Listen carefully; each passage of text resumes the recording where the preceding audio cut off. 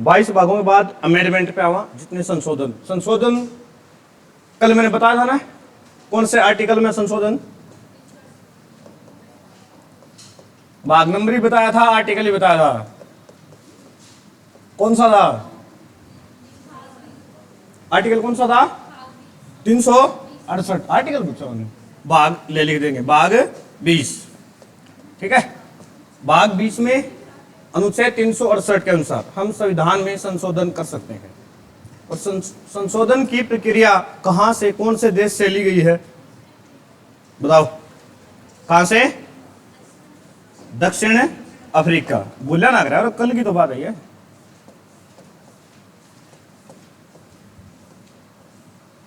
ठीक है, अब देखो हमारा संविधान लागू कब हुआ था, बताओ संविधान लागू कब हुआ था, 26 जनवरी 1950 को। और एक प्रश्न और भी बता था, आंशिक रूप से कब लागू हुआ था, 26 नवंबर 1949, ठीक है, 1950 में लागू हुआ। लेकिन इसके अगले साल संविधान में पहला संशोधन हो गया था, फर्स्ट संशोधन 1951 में। अब इन शायद इसका जिक्र कल भी करा था। तो पहला संशोधन याद रखना जरूरी है, ठीक है। तो आपसे पूछे पहला संशोधन कब हुआ, 1951 में। इन संशोधन में क्या हुआ था, एक 9वीं अनुसूची जोड़ी गई थी। मूल संविधान में कितनी अनुसूचियां थी, 8, 9वीं कब जोड़ी गई थी, यहां पर लिखो 9वीं अनुसूची जोड़ी गई। और अनुसूची मैंने कल बताई थी आपको कि 9वीं में क्या था,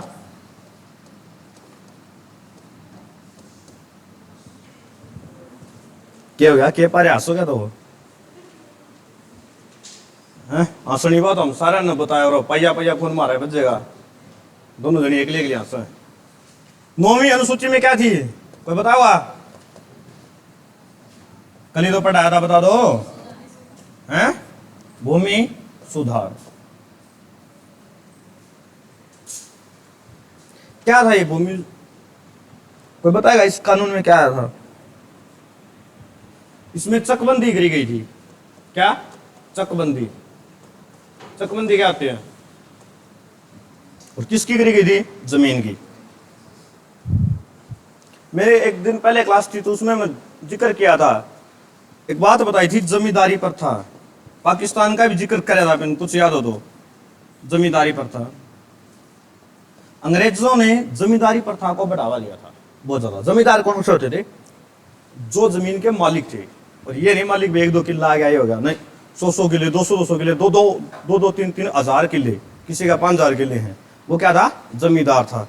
कोई पुरानी फिल्म देखते होंगे उसमें होते हैं ना, हम जमींदार हैं, ठाकुर हैं, हवेली बड़ी बड़ी, अमरीशपुरी के टाइम की फिल्म देखोगे ना, तो उसमें जमींदार शब्द का प्रयोग आपको मिल जाएगा, ठीक है। तो भारत में क्या थी, अंग्रेजों ने जमींदारी प्रथा बढ़ाई। मान लो 2 गांव में एक जमींदार है, 2 गांव का, सीधी सी बात है, उसके पास जमीन है। इन्होंने क्यों बढ़ाया था, क्योंकि जो किसान थे, मतलब मजदूर थे छोटे छोटे, जमींदार खुद खेती थोड़ी करते थे, टेकअप दे दिया, भैया मेरी जमीन है, इसने तू बीज ले, ठीक है। मान लो उसमें कोई चीज की पैदावार होगी 10 किलो, ठीक है, मान चला कोई जमीन है उसमें 10 किलो पैदावार होगी, ठीक है। तो जमींदार क्या करेगा, 10 में से 8 किलो तो ले लेगा खुद, और 2 किलो दे देगा उस किसान को जिसने वहां पर खेती करी थी, समझा। और इसका 10 किलो का टैक्स है वो किसको दे देगा, अंग्रेजों को, ठीक है। तो अंग्रेजों ने टैक्स वसूलने के लिए ये प्रथा बनाई थी कि एक आदमी से ही हम टैक्स ले लें। मान लो इस एक जमींदार है, उसका 100 किले है, ठीक है, 100 एकड़ जमीन है, वो 100 एकड़ 10 आदमी हम बांटे थे, तो कितनी आ गई, 10-10 आ गई, सिंपल सी बात आ गई। अब मान लो अंग्रेज एक तो 100 किला का एक से ही टैक्स ले, एक ही आदमी से, और एक इन 100 किलो का टैक्स ले 10 आदमी से। आसान कौन सा होता है, एक से लेना, 10 से नहीं भी इतनी झकझक करे जाके।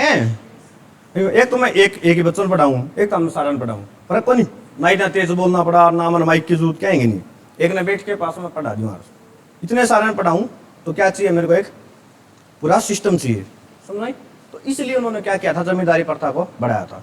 और भारत में ऐसे बहुत सारे लोग थे, तो पहले भारत पाकिस्तान एक ही था, बांग्लादेश भी एक ही था, बहुत सारे लोग थे जिनके ऊपर एक एक जिले की जमीन एक एक आदमी के पास थी। तो इन्होंने क्या किया, इस 1951 में इस जमींदारी प्रथा को खत्म कर दिया गया। ठीक है, क्या कर दिया गया, इस जमींदारी प्रथा को खत्म कर दिया गया था। एक भूदान आंदोलन भी चला था, याद होता है, विनोबा भावे ने। ठीक है, तो जमींदारी प्रथा का खत्म कौन से में होता, 1991, और उसमें से क्या करी थी सरकार ने, जमीनें ले ली थी। ठीक है, 2 आर्टिकल थे, तुमने पढ़े हो तो पहले। इसमें भी बहुत बड़ा पैंच था, इतना आसान नहीं था ये करना। 25 और 26 को बताओ, 25-26 में क्या था। 20-21 तो हमने शायद परसों पढ़े थे आपातकाल में भी। 25 और 26 में क्या है, धार्मिक स्वतंत्रता थोड़ी है। इसमें यह है कि जो किसी की भी जमीन है, ठीक है, 25 में तो ये है, मान लो मेरे पास 5 किले है, मान के चलो, तो इस पर मेरा मालिकाना हक है, मुझसे ये जमीन कोई नहीं छीन सकता। ठीक है, ये मान लो इस अकेडमी है, एक SGM है, ठीक है, जो कि एक अकेडमी हो गया, तो अकेडमी क्या होगी, एक संस्था होगी। 26 में है कि संस्था के पास मान लो 10 किले हैं, तो इसका आर्टिकल 26 के अनुसार इससे ये 10 किले इसके कोई नहीं छीन सकता। तो नहीं बस किस समूह में मान लो एक व्यक्ति की बात आवे तो आर्टिकल क्या है, 25, और समूह की बात आओ तो क्या आ जाएगा, 26। याद रखिए बातें, लिख लो, जो बोलूं समझ के लिखते चलो साथ के साथ। आज 2 घंटे अपने पास ही है पूरे। ठीक है, आराम आराम से चलेंगे, कोई जल्दी नहीं है। ऐसे लिखते चलना कि भूलोगे नहीं। आर्टिकल 25-26 है के लिखना, सुनिया कब जानता है तो पता चलेगा।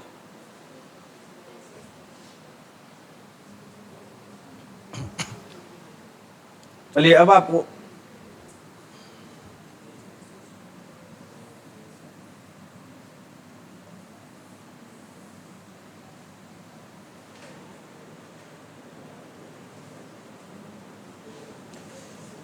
ये क्या है, क्या है ये है?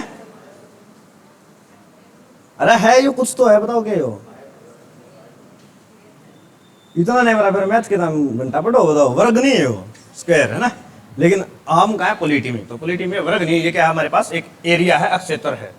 ठीक है, मान लो या जमीन फतेहाबाद की जमीन मान के चल पड़ो, ठीक है, एरिया है कि। अब कोई व्यक्ति है यहाँ पर, व्यक्ति है वो, ठीक है, ज्यादा बनाना को नहीं हो, मैंने ऐसे ही बना दिया थोड़ा, ये टांग तो होगी। जो एक आदमी है रामफल, क्या नाम इसका, रामफल। हाँ ठीक है, यो एरिया रामफल की 5 किले यहां पड़ते हैं। ठीक है, इस दूसरे क्षेत्र में भी रामफल के 3 किले हैं, इसमें लिखते चलो 5, 3, ठीक है, और मान के चलो इस कोने में 7 किले हैं। ठीक है, और इस कोने में इसके 10 किले हैं। ठीक है, एक व्यक्ति है रामफल नामक व्यक्ति, एक क्षेत्र है, मान लो फतेहाबाद का है, एक साइड फतेहाबाद उस साइड जमीन हो, एक मतलब नया बस स्टैंड की साइड हो, एक इधर मतलब बरसीन की साइड हो, दूसरा सिरसा साइड हो, तो 4 अलग अलग दिशाओं में इसकी कुछ जमीनें हैं। ठीक है, होगी 5 किले का इसके, यहाँ 3, यहाँ 10, यहाँ 7, यहाँ। ठीक है, चुटकी, ठीक है, कितने किले जमीन होगी इसकी, 5 और 3 8, 10, 18 और 7 25, टोटल 25 किले जमीन, और ये जमीन अलग अलग भागों में है। ठीक है, तो सरकार ने क्या किया कि इन 500 किलों की पहले लगाई वैल्यूएशन, कीमत लगाएगी। मान लो उरा नहर है और नहर के किनारे 5 किले हैं, तो रेट देखा भाई इस जमीन का 20 लाख रुपए पर एकड़ क्या है, प्राइस है। कितना है, 20 लाख रुपये। यो थोड़ी टिब्बा सी साइड आ रही है, कोई वैल्यू नहीं, इसकी 10 लाख रुपए है। ठीक है, तो इसकी होगी 10 के हिसाब से 3 के कितने हो गए, 30 लाख रुपए। 20 पंजे 100, यानी इसकी वैल्यू होगी 1 करोड़ होगी। ये 7 है, ये मान लो हाईवे के किनारा है, सिरसा वाले हाईवे पे है, तो हाईवे पे वैल्यू क्या है, ज्यादा हो जाए, तो इसकी लगा लो, कितने लगावा 30, तो 30 सत्ते कितने हैं, 210 लाख है, यानी 2 करोड़ 10 लाख रुपये हो गए। ये लगा लो, ये मान लो बिल्कुल ही बंजर है। ठीक है, पूरा 5 लाख रुपया में किला मिल जाए, टिबेटा बे रेत है, तो 10 पंजे 50, यार 5 लाख लगाएगा तो 10 का क्या है, 10 तो किले ही है। बुरा भाई को नहीं। तो ये होगी इसकी कीमत। अब जोड़ो, इसकी कीमत कितनी थी, 1 करोड़। जोड़ ही रहो, 1 करोड़ में 30 लाख जोड़ दिए, कितने हो गए, 1 करोड़ 30 लाख। इसमें 50 और जोड़ो, कितने हो गए, 1 करोड़ 80 लाख। फैमिली आईडी बन गया तो नहीं। इसमें इसको और जोड़ो, 1 करोड़ 80 लाख थे, 10 लाख जोड़ो, 1 करोड़ 90 लाख और 2 और जोड़ दो, तो इसकी कुल वैल्यू कितनी होगी, 3 करोड़ 90 लाख। पर रामफल चोखा अमीर आदमी है, हैं? हाँ, नाम में रामफल है बस। अब सरकार ने क्या किया, चकबंदी कर दी। चकबंदी मतलब क्या है, उसकी जमीनें एक साथ, अब इनकी वैल्यू लगाई। तो सरकार ने देखा इन चारों हिस्सों में से कहीं भी, मान लो इसको याद दे दी जमीन कि यार तेरी सारी इकट्ठी करके इतनी जमीन तेरी है, तीनों साइड खाली, एक जगह कर दी इकट्ठी, समझ गए। तो यहां पर इसको ना कम देंगे ना ज्यादा, इसको 3 करोड़ 90 लाख रुपए की जमीन देंगे, ठीक है। और यहां पर 1 किलो की कीमत कितनी थी, 20 लाख। तो औसत काटनी पड़ेगी, ये नहीं है कि सारे सारे दिए जाएंगे, 10 वाली की भी सारे जुड़ के। और यहाँ पे मान लो पहले इसके पास कितने किले थे, 8 7 15 10 25 थे ना, तो यहाँ तो किले बढ़ेंगे कम, क्योंकि वहां पे वैल्यू कम है। तो मान लो किले बंड आए 20, तो यहाँ पे कितने किले देंगे इसको, 20 किले देंगे। सुन भाई, जरूरी नहीं है तो 25 है तो 25 मिला है, इसकी क्या मिलेगी, वैल्यूएशन मिलेगी, समझ में आ गई। इसको बोलते थे चकबंदी।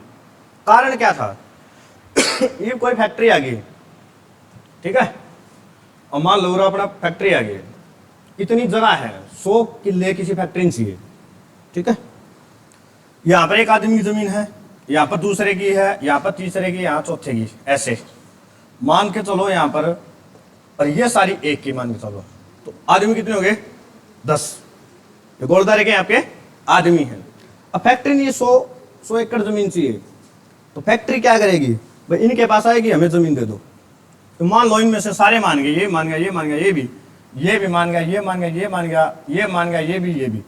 इसने मना कर दिया कि मैं तो नहीं दूंगा, ठीक है भाई, मेरे तो दादा लाई जमीन है, हम तो पूछते हैं, धरती हमारी माँ है, मैं जमीन नहीं दूंगा। और ये बैठा कहाँ है, बिल्कुल बीच में, ठीक है। तो क्या इसकी फैक्ट्री लग पाएगी, नहीं लग पाएगी ना। केस करेंगे कोर्ट में, 100 मतलब लफड़े हैं, और नहीं देगा तो नहीं देगा, क्यों, आर्टिकल 25 कहता है, समझेंगे। तो इसलिए चकबंदी की जरूरत पड़ी कि सभी की जमीन एक जगह इकट्ठी कर दी जाए, टुकड़ों में ना हो। जैसे उस इंसान की करी थी ना अपन अलग अलग, देखा यहाँ पे इकट्ठे कर दिए 100 किलो, मान लो फैक्ट्री आई, एक आदमी से बात करिए, देनी होगा तो दे देगा, ना देनी भी टाल कर देगा, ठीक है ना। कि कोई भी उद्योग लगाना इससे क्या हो गया, आसान हो गया, समझ रहे हो। लोगों की जमीन इकट्ठी होगी, बिजने वगैरह में उनको कोई भी समस्या नहीं हुई, ठीक है। तो यह था मुख्य कारण चकबंदी करने का। अब चलो आप आगे, आज तक कितने संविधान संशोधन हो चुके हैं टोटल, मैंने कल ये शायद बात बताई थी तुम्हें, कितने हो चुके हैं बताओ भाई, 128। 128 में क्या था बताओ एक मिनट। महिला आरक्षण, कितने प्रतिशत आरक्षण दिया गया था,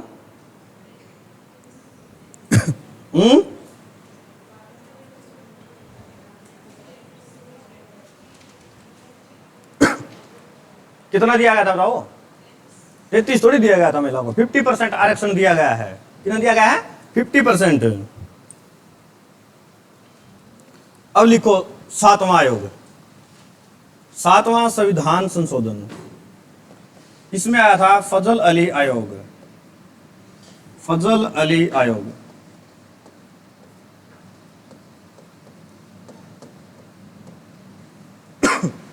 सातवां संविधान संशोधन, फजल अली आयोग, ये तो सबने पढ़ रखा हुआ, बहुत बार पेपर में भी आया है। किस चीज पे आयोग था ये बताओ भाई, 1956 में। जिसकी मैं डेट लिखवा दूं समझ लो उसकी डेट लिखनी आपको आवश्यक है, जिसकी ना लिखवाऊं न्यू समझ लियो इसकी डेट नहीं बुझी जाएगी आपसे, ठीक है। हाँ, तो जरूरी नहीं है सबकी डेट लिखवाऊं, बस 5-4 आगे लिखवाऊं जरूरी की।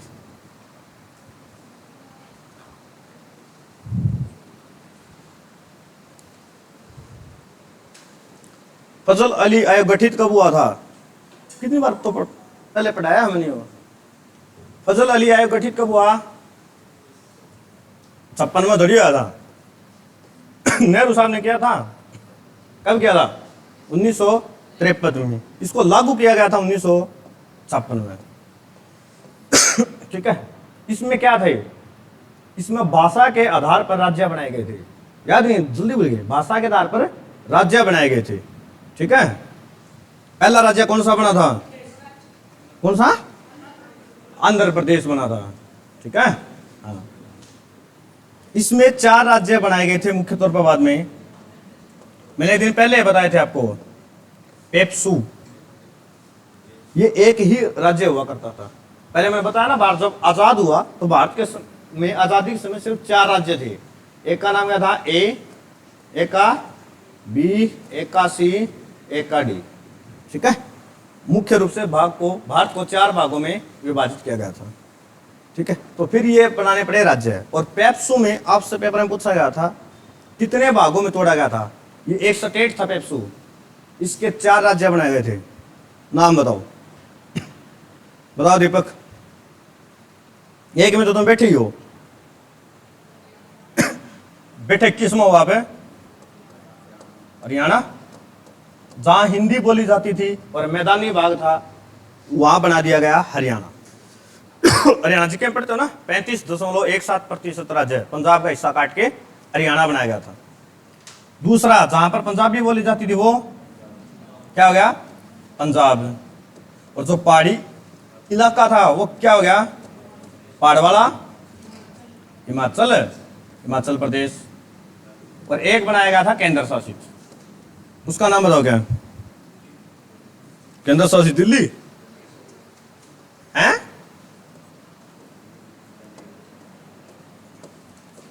सिटी ऑफ ब्यूटीफुल, कौन, चंडीगढ़। तो पेप्सू से ये 4 राज्य बनाए गए थे। लिख लो इनको। किसकी अनुशंसा पर, फजल अली आयोग की अनुशंसा पर। और अमेंडमेंट कौन सा था, यो 7वां अमेंडमेंट था भाई।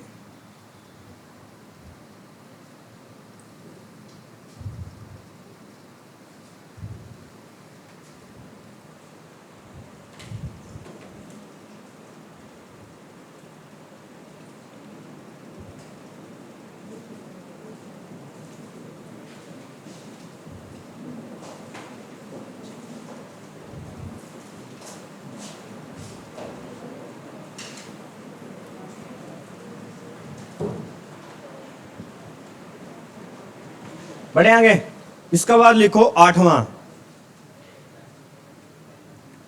8th में क्या था, SC/ST आयोग था। ये 2 दिन हो गए मेरे को पढ़ाते हुए तुम्हें। आर्टिकल नंबर कौन से में था ये बताओ, SC आयोग कौन से में था, हैं कितना बताओ, SC आयोग और ST कौन से में था, 380 में था। इनमें कौन था आगे, मेरे तो याद आवा 338 और 38 का में था। 368 में तो संशोधन ही था।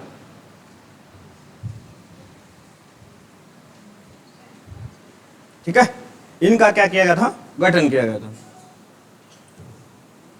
फिर आता है 18वां, 8वें बाद सीधा आ जाओ 18वां पे। ये लिखते चलो बस। 18वां यह आया था 1966 में। और इसमें क्या किया था, शाह आयोग बना था, शाह आयोग। ठीक है, और जो मेन पेप्सू का डिवाइड किया था वो इसकी शाह आयोग की अनुशंसा पर किया गया था। फजल अली आयोग को ने ये सिफारिश की थी भाषा के आधार पर राज्यों को बांटा जाए। 1966 में जब ये शाह आयोग आया तो 1966 में ही हरियाणा बना था। ठीक है, हरियाणा पूछ ले किसकी अनुशंसा पर बना, तो शाह आयोग की। ठीक है, भाषा के आधार पर राज्य बनाए जाएंगे, ये किसने कहा था, फजल अली ने। ठीक है, और पूछ ले हरियाणा का निर्माण किसने किया था, तो शाह आयोग ने किया था। 1966 में बना था हरियाणा। ठीक है, इसके बाद आता है 35वां,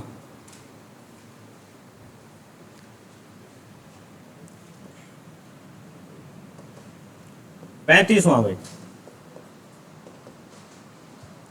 इसमें लिखो सिक्किम को ये पिछले पौराणिक पेपर में पूछा गया था। सिक्किम को शहर राज्य का दर्जा,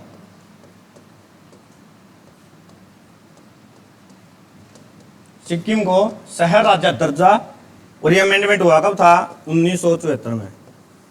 कब हुआ था? 1974 में। दो क्वेश्चन बनते हैं यहां से, ठीक है। 35वां संविधान संशोधन 1974 में सिक्किम को शहर राज्य का दर्जा दिया गया था। जस्ट अगले साल 1975 में होता है 36वां, ठीक है। कब होता है? 1975 में। हाँ, इसमें क्या था? सिक्किम को पूर्ण राज्य का दर्जा दिया गया।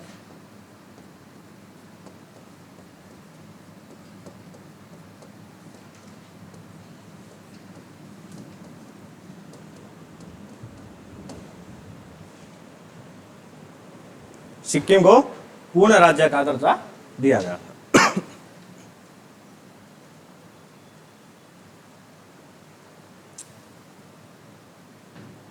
इसके बाद आता है वेरी वेरी इंपॉर्टेंट दो अमेंडमेंट। एक आता है आपका 42वां और एक आता है 44वां। 42वां कब हुआ था? तुम बताओ, इतनी बार पेपर में आया हुआ कि पूछो ना। इंदिरा गांधी की उस समय सरकार थी, और इसको मिनी संविधान भी कहते हैं। लिख लो ये बात, इसको क्या कहते हैं? मिनी संविधान। क्यों कहते हैं, कोई बता हुआ? मिनी संविधान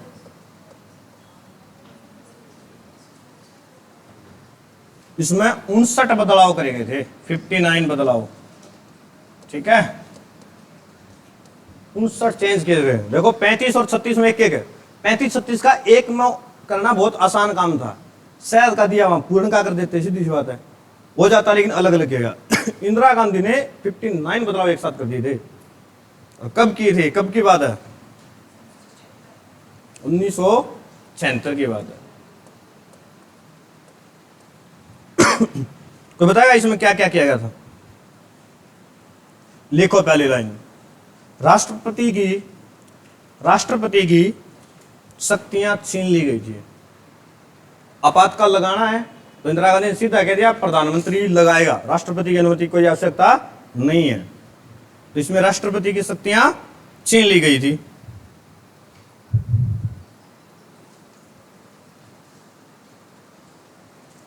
तीन शब्द जोड़े गए थे इसमें, याद है शब्द तीन? वो पंथनिरपेक्ष, समाजवादी और अखंडता। एकता भी बोल लो, चलो एकता अखंडता की बात है, ठीक है। ये तीन शब्द जोड़े गए थे। पता नहीं हरियाणा पेपरों में कितने बार ये तीन शब्द पूछे गए हैं। लिखो इन शब्दों को।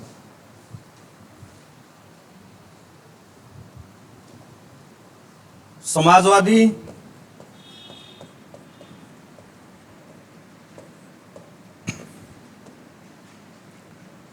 पंथ निरपेक्ष और अखंडता। ब्रैकेट में कर लिया चाहे एकता। ये तीन शब्द जोड़े गए थे। इस संशोधन में बहुत सारी कमियां थी और बहुत सारी अच्छी बात भी थी।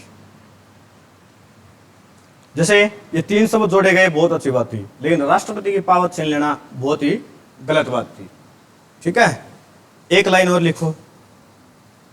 लोकसभा का कार्यकाल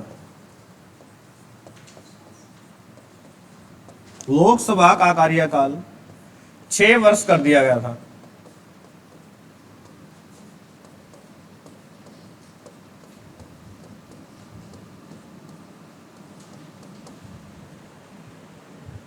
लोकसभा का कार्यकाल 6 वर्ष कर दिया गया था। अब कितना है? अब कितना है? 5 है। इसने कर दिया सीधा, अच्छा है, ठीक है। समाजवादी का मतलब क्या होता है तो बताओ? नाम में ही परिभाषा है।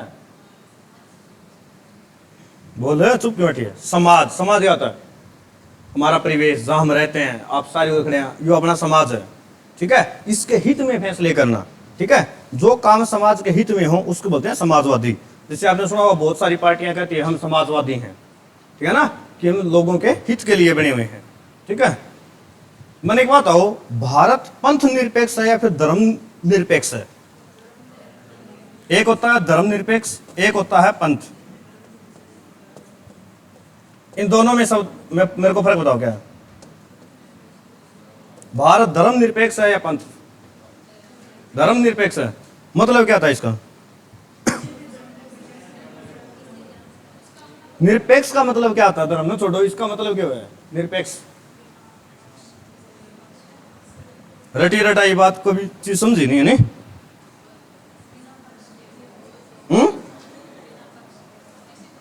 किसी के भी पक्ष ना लेना, खिलाफ होना, तो हम धर्म के खिलाफ थोड़ी हैं। भारत धर्म निरपेक्ष नहीं है, बात पंथ निरपेक्ष है भाई।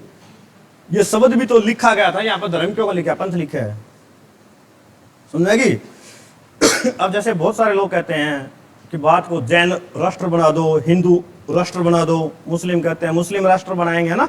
धर्म के नाम पे जिद चलती है ना, बहुत सारी लड़ाई आते हैं, टीवी में आते हैं, प्रवक्ता अलग अलग पार्टी के बोल के जाते हैं। नहीं बना सकते भाई भारत। ठीक है, भारत को कभी भी नहीं तोड़ा जा सकता। ठीक है, ये मैं आगे बताऊंगा, आगे सुप्रीम कोर्ट के केस आएंगे। एक केस हुआ था बहुत ज्यादा फेमस, केशवानंद भारती केस। ठीक है, हाँ, उसमें कहा गया था भारत के संविधान के मूल ढांचे को आप परिवर्तित नहीं कर सकते। ठीक है, एक दो बार कोशिश की गई थी, लेकिन ये लाइन उसमें लिखी हुई है, तो इसलिए नहीं कर सकते। तो भारत कहते हैं ना हिंदू राष्ट्र बनाएंगे, वो बनाएंगे, कभी नहीं बन सकता भाई। ठीक है, कहने को कुछ भी कर ले अपने अपने, और कभी भी किसी को भी एक धर्म का समर्थन नहीं करना चाहिए। जब हम पैदा हुए तो हमारे पास ऐसी कोई पावर नहीं थी कि हम हिंदू धर्म में पैदा हो जाएं, मतलब मुस्लिम में हो जाएं, कोई भी, या किसी जाति में हो जाएं। भगवान ने हमको कर दिया, और हम जब हम बड़े हुए, जिस परिवेश में रहे, यदि कोई हिंदू है तो हिंदू धर्म में मान लो पैदा हुआ है, उसमें बड़ा हो रहा है, तो उसको अपना हिंदू धर्म सबसे बेस्ट लगेगा। कोई मतलब मुस्लिम में है तो उसको लगेगा मुस्लिम, कोई जैन में है तो उसको लगेगा जैन बेस्ट है। ठीक है, लेकिन अपने अपने हिसाब से अपनी अपनी जगह सारे बेस्ट है। ठीक है ना? एक दिन मैंने पहले ही बताया था कास्टिज्म भी। इन सब चीजों से ऊपर उठ के एक अच्छे नागरिक बनिए, अच्छे इंसान बनिए। ठीक है ना? तो इन धर्मा धर्मा पर ज्यादा डिपेंड ना आया ना बात किया करो। ठीक है, हाँ, किसी की भी जाति है, धर्म है, उसके नाम पर मत गिरा करो। अपना जो भी धर्म है, जाति, उस पर प्राउड फील करो, लेकिन कभी किसी दूसरे की मतलब नीचा मत दिखाओ। ठीक है, अब आता है 44वां संशोधन। ठीक है, 44वां ये कब हुआ था? 1978 में इंदिरा गांधी ने इमरजेंसी लगाई थी। ठीक है, उसके बाद चुनाव हुए, तो इंदिरा गांधी क्या थी, चुनाव हार गई थी। ठीक है, और 1978 में सरकार बनी मोरारजी देसाई की। ठीक है, मोरारजी देसाई। इन्होंने क्या किया, जो भी 42वीं अमेंडमेंट में जितनी भी कमियां थी उनको दूर किया गया। लिखो ये लाइन, इस संशोधन में 42वें संशोधन की कमियों को दूर किया गया। 42वें संशोधन की कमियों को दूर किया गया।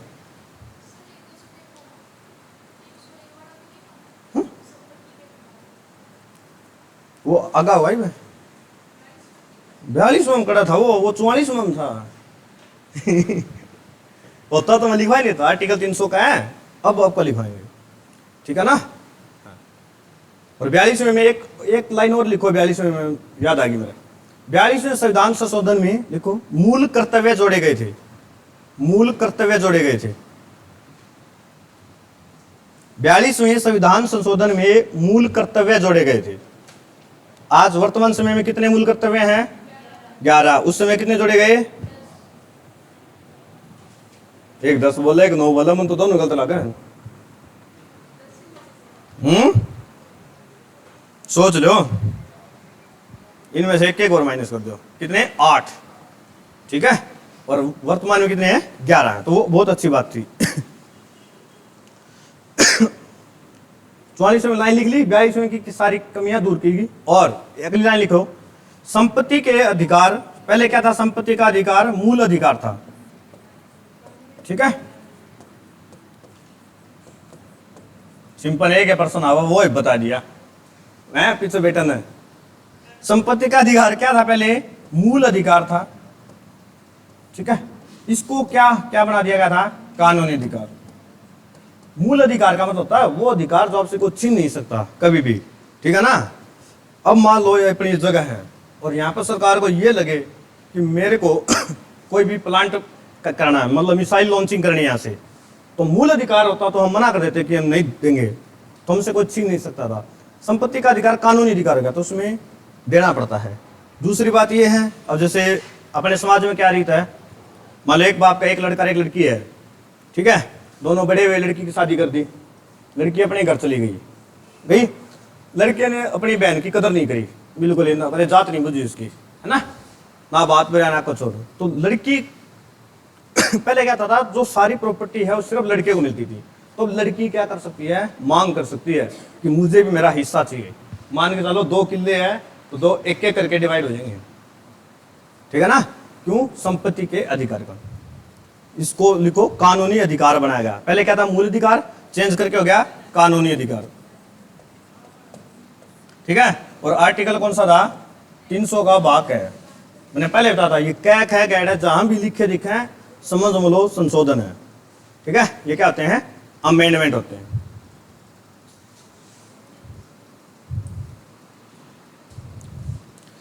इसके बाद लिखो 52वां,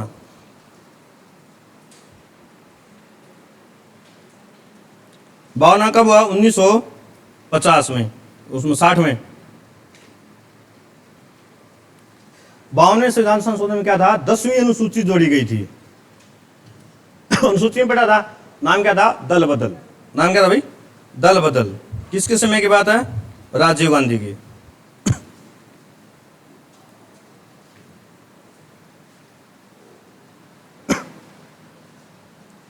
बावनवा था दल बदल, हो गया। 10वीं अनुसूची जोड़ी गई थी कि कोई भी, ये दल बदल का कानून किस पे लागू होता है बताओ, किस पे बता। हाँ जिसी, मान लो मैं एक मान लो व्यक्ति हूं और मैं कांग्रेस से खड़ा हुआ और मैं कांग्रेस से जीत गया, ठीक है, और मैं चाहूं कि भाजपा में जाऊं, तो मेरे पे ये कानून लागू होगा कि मैं नहीं जाऊंगा। यदि मैं जाऊंगा, हाँ, तो मेरी सारी क्या जाएगी, रद्द हो जाएगी, ठीक है, मैं सांसद नहीं रहूंगा, ठीक है। यदि मैं हार जाता हूं तो मेरे पे ये रूल लागू नहीं होगा। किसी पार्टी का जीता हुआ व्यक्ति पर ये नियम लागू होता है, सुन नहीं। हाँ, इसके बाद आता है आपका 61वां संविधान संशोधन।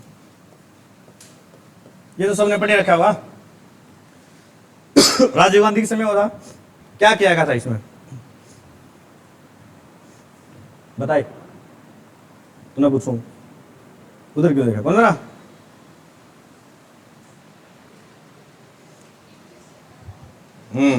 एक नहीं पता सिर्फ है, जो मतदान करने की आयु थी आपकी, मतदान करने की आयु, अब तो सबको आ गया याद है,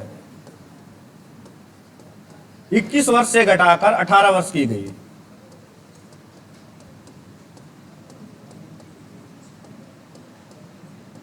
इक्कीस वर्ष से घटाकर 18 वर्ष की गई थी।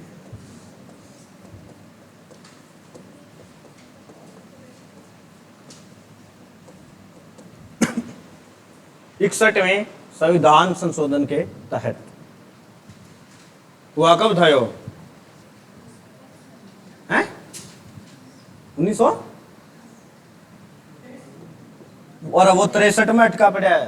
3 अक्षर तो लिख दिए मैंने, ऑप्शन दे दूं, 86, 88, 89, 84। कब हुआ था, 1986 में।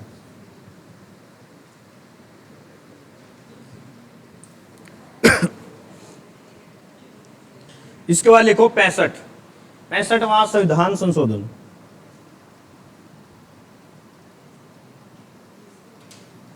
पैंसठवां संविधान संशोधन, इसमें लिखो एससी आयोग। एससी आयोग, हाँ, जो 8वां पढ़ा था उसमें तो दिया गया था आरक्षण हर 10 साल के लिए, ठीक है। 8वां संविधान संशोधन में जैसे अब की बार हुआ था 2020 में, तो उसमें 10 साल के लिए आगे बढ़ा दिया गया था, ठीक है। 65 में लिखो एससी आयोग, आर्टिकल 338। फिर लिखो 89वां संविधान संशोधन, 89वां 89,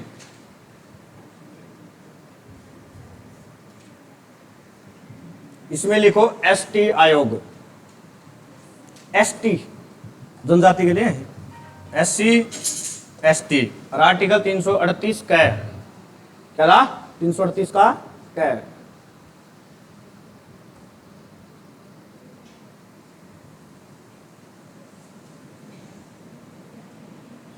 आर्टिकल 69 लिखो, बीच में रह गया आर्टिकल 69।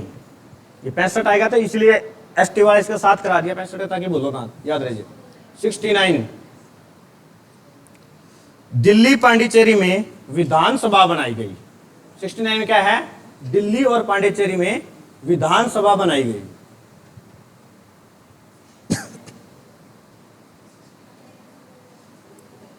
दिल्ली पांडिचेरी में विधानसभा बनाई गई आर्टिकल 69 के अनुसार। ठीक है, संशोधन, सॉरी आर्टिकल बोलेंगे, अमेंडमेंट, संशोधन। अगला लिखो 17वां संशोधन। इसमें क्या हुआ, जो ये दिल्ली और अपनी पांडिचेरी थी ना, ठीक है, दिल्ली और पांडिचेरी को राष्ट्रपति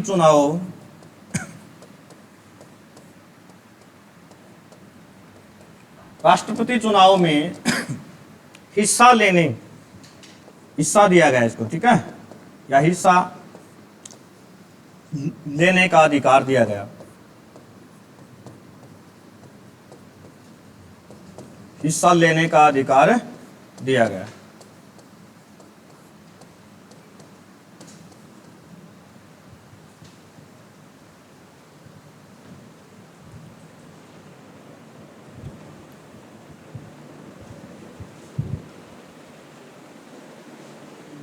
तेरी सहेली कौन पढ़ने दें तो नहीं धमका के रखा कर इन्होंने।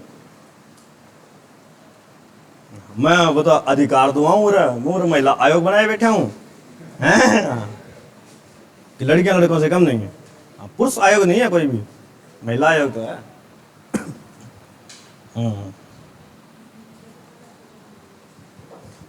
69 में क्या था, दिल्ली और पांडिचेरी की विधानसभा बनाएगी।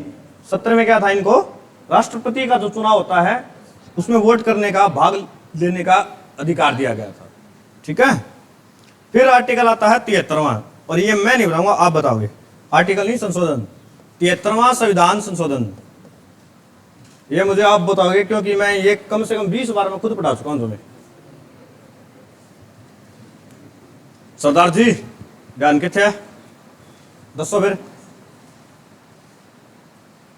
बताओ 73वां संशोधन क्या था।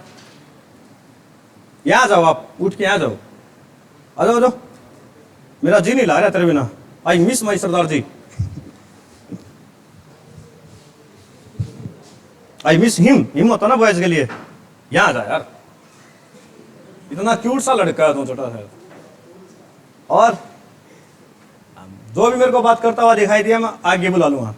फोन चलाता हुआ दिखाई, आगे बुला लूंगा। दीपक है, दीपक बुलावा। 73वां अमेंडमेंट क्या था, 73वां क्या हो गया?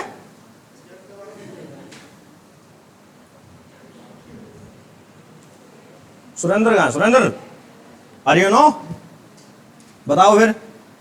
कल तो इतना बोल रहा था तू, हैं? ये कौन बोल रहा, सुने नहीं था किसी की, दूसरा बोल रहा तो नहीं। राज्यपाल साहब चुपो नहीं, बताओ। राज्यपाल प्रवीण साहब कई दिनों बाद आए आज, आप बता दो। इतने हंस रहे हो, नाम याद नहीं मेरे को आपका, बता दो क्या हुई थी।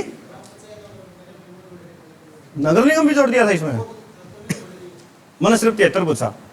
73, तो 73 में क्या थी, पंचायत थी। क्या थी भाई, पंचायत, लिख लो।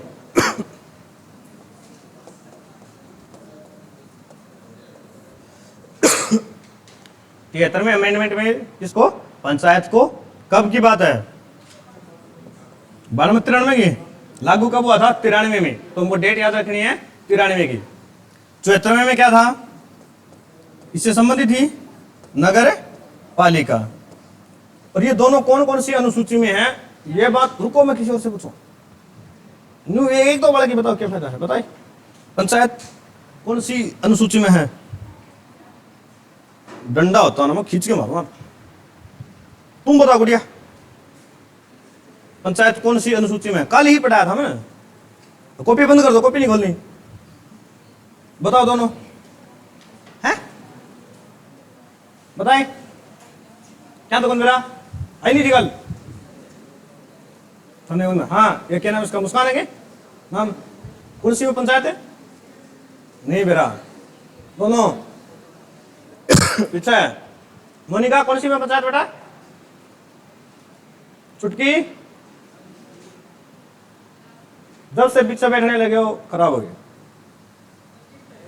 बताओ आप बताओ। कमाल करते हो यार पांडे जी। एक गिलास पानी ले आता था।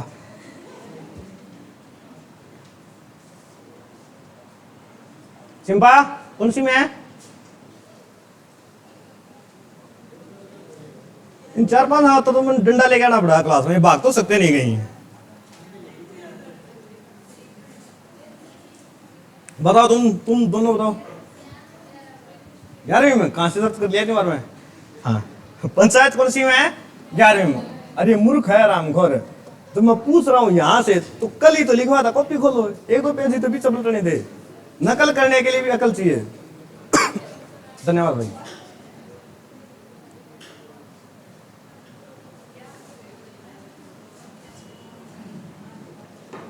आठवीं में, 8वीं में बात सारी। नगर पालिका, नगर पालिका कौन बताएगा? तुम बताओ, बता दे ईशानी भाई। कौन सी अनुसूची में है? कौन मेरा? नेक्स्ट नगर पालिका कौन मेरा? कौन सी में है? तुमने की थी संशोधन पढ़ाओ, बता कौन सी में है? हाँ भाई, इसके देखो संशोधन साथ तो अनुसूचियां भी साथ ही होगी, तो कौन सी होगी? 12वीं में। क्या यार, ऐसे कैसे एग्जाम पास होगा आपका? ये तो पंचायत में कुल कितने विषय हैं बताओ? हैं? पंचायत के पास कितने विषय हैं? 29 विषय है। 10 कौन सा का है? और नगर पालिका के पास नगर पालिका के पास विषय है 16, 17, 18, 19। 4 ऑप्शन है, जल्दी बताओ कितने विषय हैं? 18। लाइन लिखो, एक क्वेश्चन लिखो, कल के लिए क्वेश्चन दे रहा हूं। इससे विषय से संबंधित है। लिखो क्वेश्चन। समवर्ती सूची में कितने विषय हैं? बोलेगा नहीं कोई, मेरे को पता है, एक दो पता। 10 को नहीं मोनिका, मान जा, तू गलत बोला है। समवर्ती सूची में कुल कितने विषय हैं?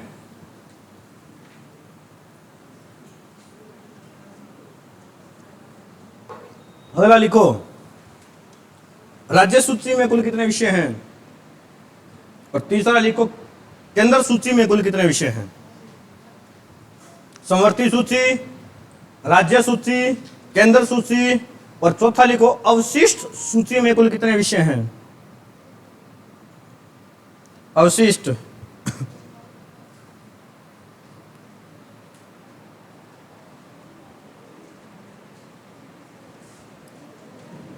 हो गए चारों? अब लिखो 84वां संविधान संशोधन।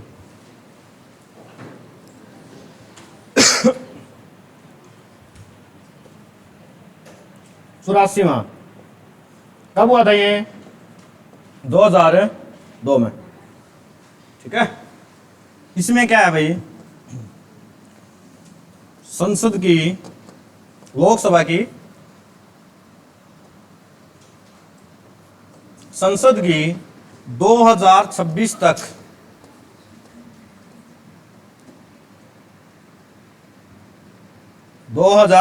तक सीटें नहीं बढ़ेंगी। ठीक है, सीटें नहीं बढ़ेंगी 2026 तक। ठीक है, एक बात बताओ, 2026 में जब सीटें बढ़ेगी तो किस वर्ष की जनगणना के आधार पर आगे बढ़ेंगे? अपनी 2021 की जनगणना हुई थी क्या? नहीं हुई ना, होनी थी 11 में हुई थी, हर 10 साल के बाद होती है ना। और पशुओं की जनगणना कितने साल बाद होती है? पशुओं की 5 साल, इंसानों की 10 साल। ठीक है, तो 2021 वाली अपनी हुई नहीं। तो ये बताओ जब 2026 में सीटें बढ़ेगी तो किस जनगणना के आधार पर बढ़ेगी? बताओ। हैं? मैंने जो लिख के छोड़ दिया है, मैं आगे लाइन कर लिखता हूं। बताओ, तुम बताओगे तभी लिखूंगा मैं आगे। के आधार पर बढ़ेगी।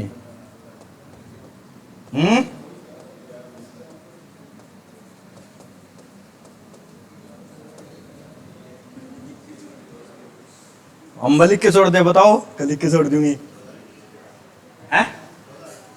21 वही कौन बना? होनी भी तो चाहिए उसके लिए। 25 में कौन सी जनगणना हो यार? कमाल करते हो पांडे जी।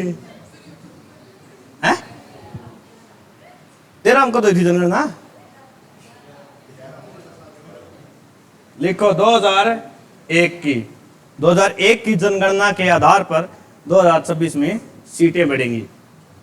ठीक है, और मेरे को ये बताओ अब अपनी लोकसभा में कुल कितनी सीटें हैं? 543 है। ये सीटें कौन सी जनगणना के आधार पर है? किस वर्ष की जनगणना के आधार पर वर्तमान में लोकसभा की सीटें हैं? अरे 2001 पर मूर्ख, 2026 वाली बढ़ेंगे, सारी सेम ही हो जाएगी।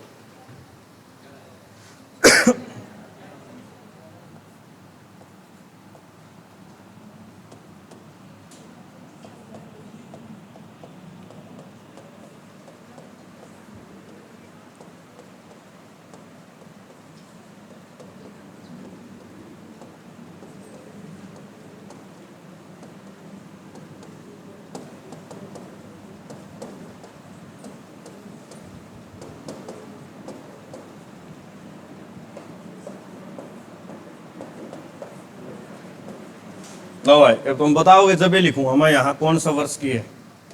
मन तो खाली छोड़ रखा है। लो भाई, रिक्त स्थान की पूर्ति करो।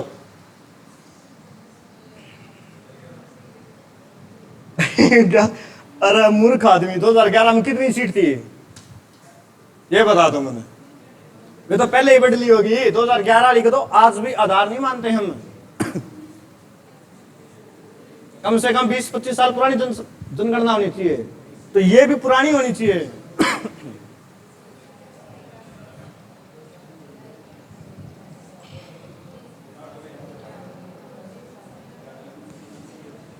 सरदार जी लगा यार कोई तुक्का ताका, तू एक ढंग का छोरा है उधर। हाँ, सो गया तो रहा। बताओ। 1991 लो हल आ गया, थोड़ा और पीछे था। 85 में को तो हुई थी, 81 में नहीं हुई थी जनगणना।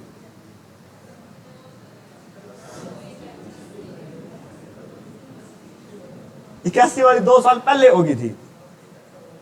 2 साल पहले वो बोलते क्या हैं हिंदी में? बताओ 79। अंग्रेज 1979 में। लिख लो यहाँ पे, किसमें? 1979 की जनगणना के आधार पर।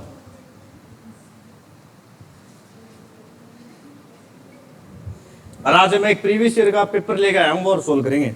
ठीक है,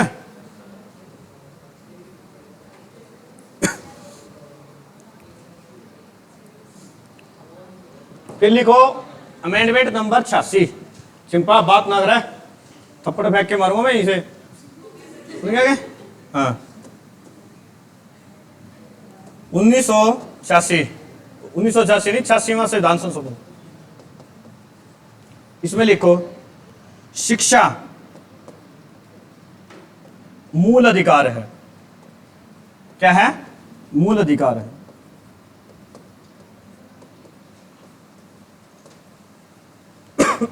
शिक्षा मूल अधिकार है। और एक ये आर्टिकल में जोड़ी गई थी, उस आर्टिकल का नाम बताओ। कौन सा आर्टिकल ये कहता है कि शिक्षा आपका मूल अधिकार है? कौन सा कहता है? सॉरी बताया आंसर तो 21 कै, ए बोल लो, हिंदी में तो हम कै बोलते हैं, क्या कहते हैं 21 कै। ठीक है, एक और आर्टिकल है ऐसा ही 51 कै, ये बताओ क्या होता है 51 का क्या क्या करता है? इस शिक्षा से संबंधित है वो भी।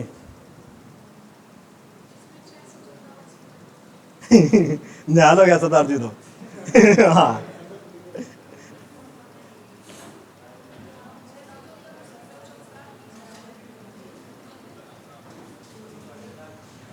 लिखो 6 से लेकर 14 साल के बच्चे को, लिखो 6 से 14 साल के बच्चे को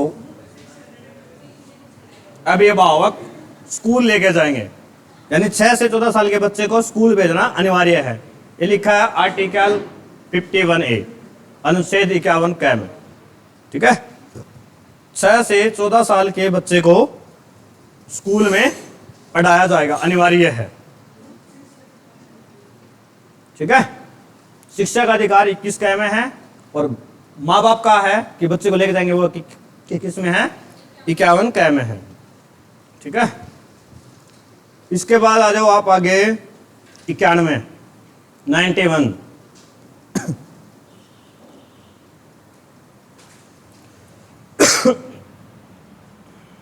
ये जरूरी है क्योंकि करंट अफेयर का क्वेश्चन भी बनाता है। 91 अमेंडमेंट, मंत्री परिषद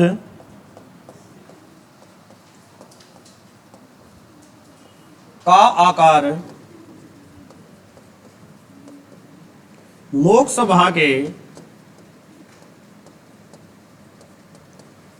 15% से ज्यादा नहीं होगा।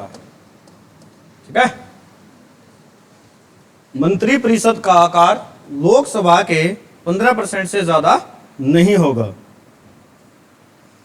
कुछ समझ में आई लाइन, ये बात क्या है इस लाइन में?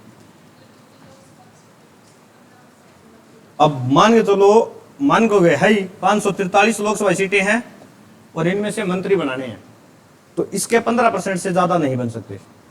तो निकालो इसका 15% कितना होगा, काट के दिखाओ। 543 का 15% निकालो सारे सारे, और मैं एक एक से पूछूंगा क्या आंसर आया। और हरियाणा में विधानसभा की कितनी सीटें हैं? 90 है।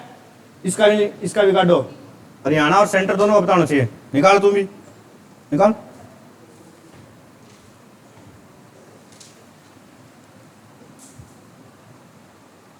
प्रतिशत तो निकालना आता ही हो सबको, बच्चों वाला बात है। तो जिसका निकल जाए हाथ ऊपर कर दियो।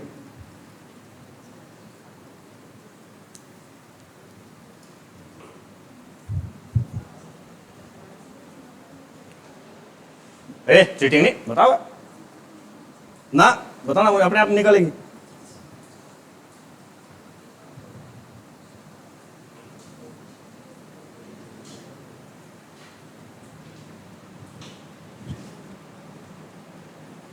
हो गया?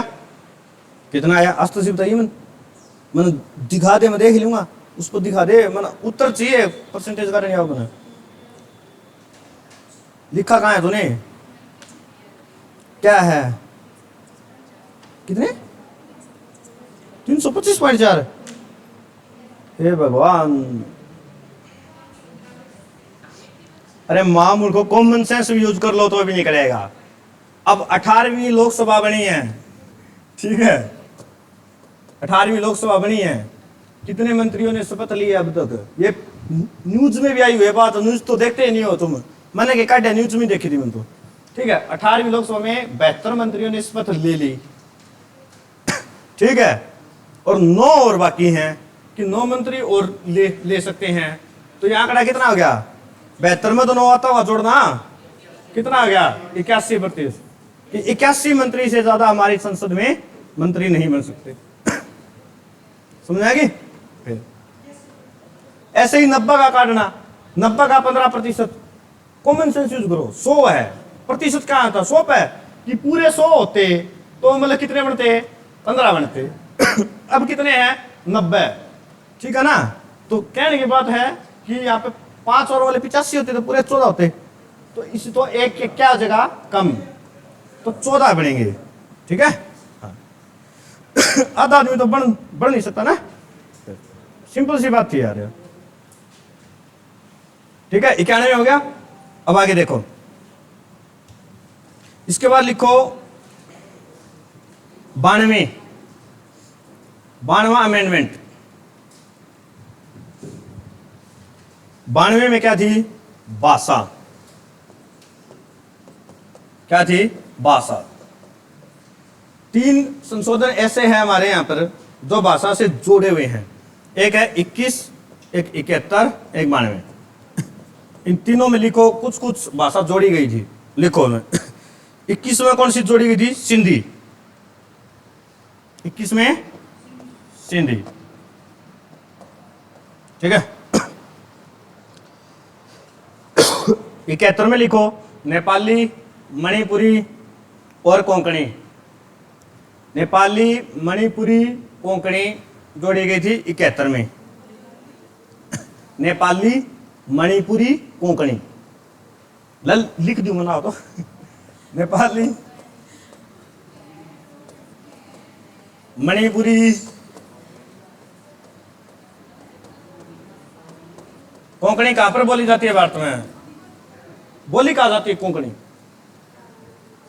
बहुत ही खूबसूरत राज्य है, छोटा सा है, 2 जिले हैं, लोग बहुत घूमने जाते हैं। तो क्या है? गोवा, है ना। हाँ। 92 में लिखो बोर्डो, डोंगरी, मैथिली, संथाली। बोर्डो, डोंगरी, मैथिली और संथाली।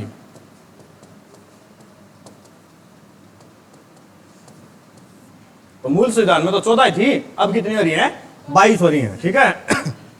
तो ये भाषाएं जोड़ी गई थी। 8 होगी कि ये 1 और 3 4 और 4 8। तो मूल संविधान में कुल कितनी भाषाएं हैं? 22। कब कब हुई थी? 21 में से, 71 से, 92 से, ठीक है। चलिए आगे। इसके बाद आता है 99। बस 3 4 हो रहे। लिखो, इसमें क्या किया गया था? न्यायिक नियुक्ति आयोग। अब ये अमेंडमेंट पास हो गया था, फिर भी लागू नहीं है।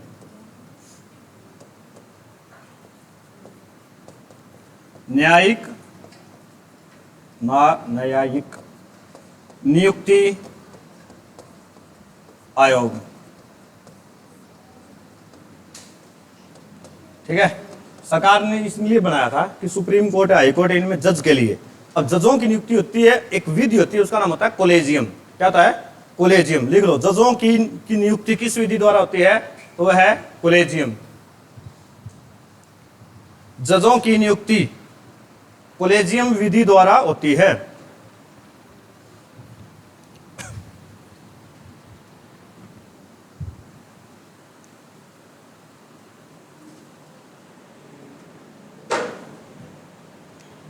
सरकार ने क्या किया? उस आयोग को खत्म करने के लिए कोर्ट में भी अपना भाई अधिकार जमाने के लिए ना इस आयोग को ले गए। संसद में अमेंडमेंट पास भी हो गया था, ठीक है। फिर गया सुप्रीम कोर्ट के पास, तो सुप्रीम कोर्ट ने देखा कि नहीं है, हम मूल ढांचे है उसको तबादला नहीं कर सकते, इसलिए इसको निरस्त कर दिया गया, ठीक है। सीजीआई ने लिख दिया यह संविधान के खिलाफ है, आप न्यायिक परिसर पर हक नहीं जता सकते, ठीक है। तो ये ओके भी नहीं है, ठीक है। अब लिखो 100वां।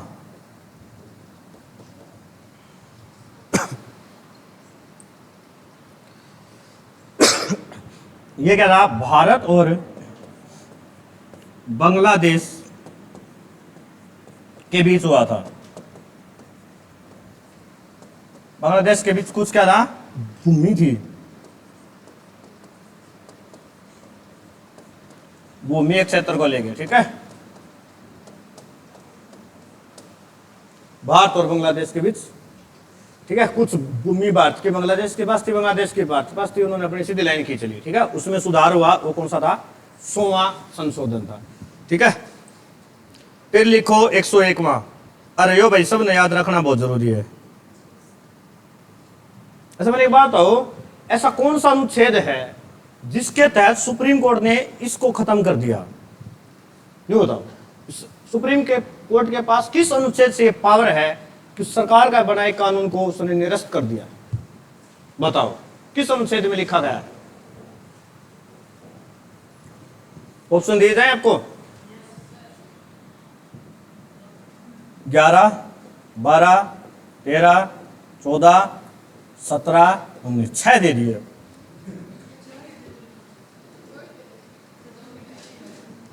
एक भी ना दी तो है। चल भाई, दर्शना ने कुछ मांग गया तो दे देंगे वीडियो, इतनी प्यारी 2 ही दे देंगे हैं। तो 2 दे दिए मैंने। ले भाई तू भी क्या याद रखेगी? तो ले ये बता है, यही बताओ ये मांगे किसने थे? हाँ बता। 13, 14 इज्जत बेइज्जती की बात आ गई है। गलत बोल रही तो बेइज्जती है, सही भाई। बताइए। कुछ चीजें बेइज्जती नहीं है, जरूरी नहीं है सबको हर एक चीज पता हो, ठीक है ना? हाँ। बेरोजगार आदमी की, स्टूडेंट की कोई सेल्फ रिस्पेक्ट नहीं होती भाई। छोड़ दिया करो ये बात, कल भी एक ने समझाई थी मैं, ठीक है? बता जल्दी। अरे लगाना तो तुक्का ही है। 14 गलत है। कौन से में है? अनुच्छेद 13 में है। वाह वाह सॉरी, कोई नहीं। लिखो अनुच्छेद 13 के अनुसार, लिखो ना, इंपॉर्टेंट क्वेश्चन है। अनुच्छेद 13 के अनुसार सुप्रीम कोर्ट किसी भी कानून को निरस्त कर सकता है, मानने से इनकार कर सकता है, ठीक है?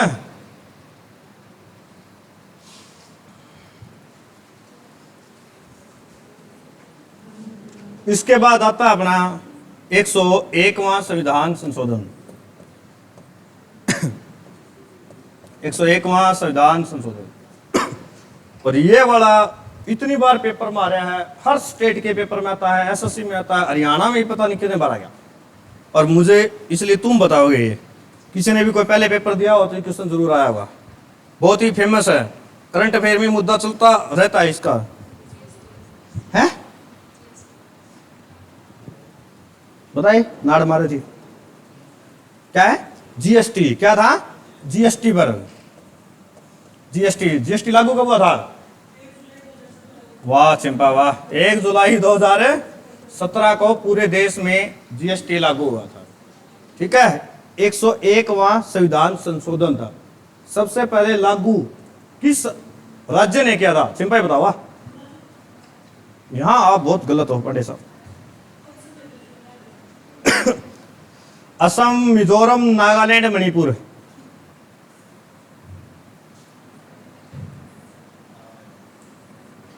न्यू के गिने हैं।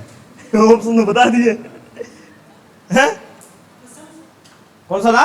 असम ने। लिखो, जीएसटी लागू करने वाला प्रथम राज्य असम था। तो चिंपा अगली बात बताओगा, संविधान संशोधन तो 101वां था, बिल कौन सा नंबर का था? इसका बिल भी तो पता होना चाहिए ना। बिल और संशोधन क्या होते हैं? मैंने बताया था आपको, बताए थे। एक्ट और कानून, कानून क्या हो जाता है और विधेयक क्या होता है? बिल। बिल नंबर बताओ इसका, क्योंकि थोड़ा जरूरी है, पेपर में बार बार पूछा जाता है, तो यहां से 4-5 क्वेश्चन बनते हैं। बता जी बा, बिल बता जल्दी था। ऑप्शन चाहिए कि इसके भी? 121, 122, 123, 119।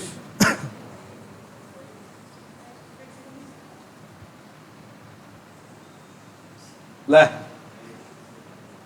ले राम करो, सही लास्ट में बोलोगे। कौन सा था? बिल संख्या कौन सी थी? 122 थी, ठीक है? सबसे पहले जीएसटी लागू करने वाला देश कौन सा था? तो भाई आपने मेरा फेवरेट ही है। तो कौन सा था? फ्रांस। 1900 कब की बात है? बताओ बताओ। 3 अक्षर मैंने लिख दिए हैं, एक तुम बताओगे। ऑप्शन दूं? नहीं तो कौन देना, बताओ फिर। 1953, 1958, 1956, 1954। 4 ऑप्शन बताओ।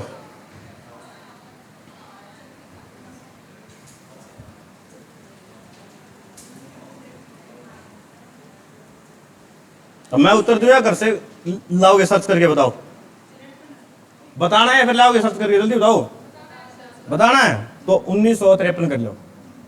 सबसे पहले कहां लागू हुआ? फ्रांस में। कब? 1953 में। अब अगला क्वेश्चन तुम बताओगे, भारत में जो जीएसटी प्रणाली लागू हुई है वो किस देश से ली गई है? कोई नहीं बोलागा, कुसुम बताओगे, एक भी नहीं बताया नहीं तो। भारत में जो जीएसटी लागू है वो किस देश से लिया गया है? ऑप्शन दूंगा मैं, नाटक क्यों है? ऑप्शन देंगे, फ्रांस, इटली, कनाडा, अमेरिका। तेरा नाम कुसुम है? हैं? आज के बाद इसको शुभ कर्ण कोई नहीं कहेगा। ये है कुसुम 2।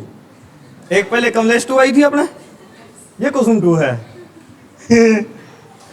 चुटकी, जय इसको शुभ कर्ण नाम ना बुला दिया तो तेरी गलती देख ले, ठीक है नहीं? हाँ, तो भारत में जो प्रणाली लागू हुई है वो कुसुम 2 ने बताया है, कहां की? कनाडा की, ठीक है ना? हाँ, हमगोर, ठीक है भाई। तो ये जीएसटी से आपके कुछ। अच्छा, एक क्वेश्चन और रहेगा, जीएसटी में स्लैब कितनी है? 4 वाले सरासर गलत है। जीएसटी कितनी दरों पर लगता है, कितनी स्लैब में लगता है? हाँ, गिन लो। तेरा नाम क्या है इसके साथ वाली? तू बता कितनी स्लैब है ना जी, कि मैं मेरा भी ना न्यू भी कर दिया करो। बताए कितनी है?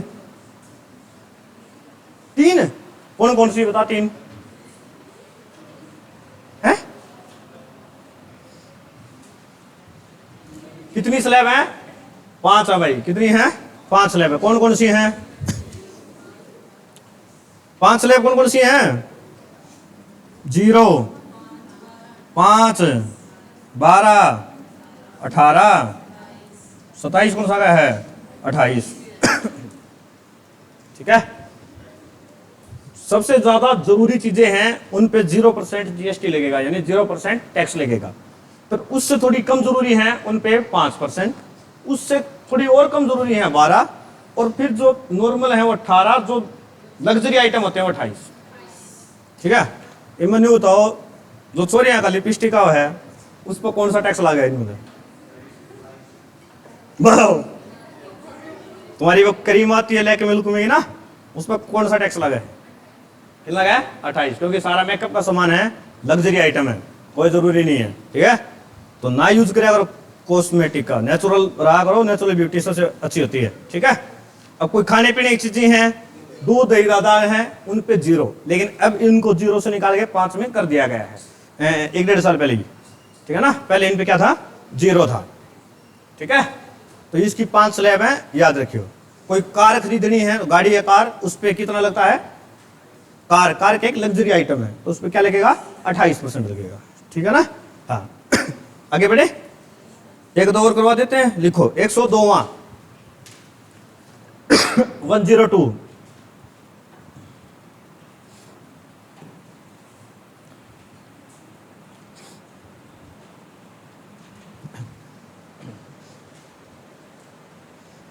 एक 102 में क्या है, कोई बताएगा? आयोग है एक, कौन सा? ओबीसी आयोग। क्या है? ओबीसी आयोग। ठीक है। मैं इतना याद रखना। ओबीसी आयोग मैंने कई बार डिफाइन कर चुका हूं, 2 बार पहले ही। ठीक है। ए और बी, क्रीमी नॉन क्रीमी सारे बताई थे कैसे आरक्षण मिलता है। तो बताओ, मंडल कमीशन ने ओबीसी को कितना प्रतिशत आरक्षण दिया था? 27% दिया था, याद रखना। बनाया किसने था मंडल कमीशन? आज वो नाम लिखवाया था ना प्रधानमंत्री का।